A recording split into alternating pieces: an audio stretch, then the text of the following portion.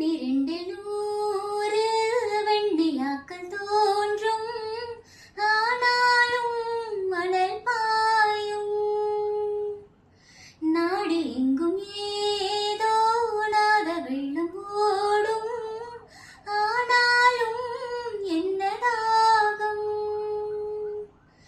மெய்சிலிருக்கும் வண்ணம் தீ வளர்த்ததென்ன, தூபம் போடும்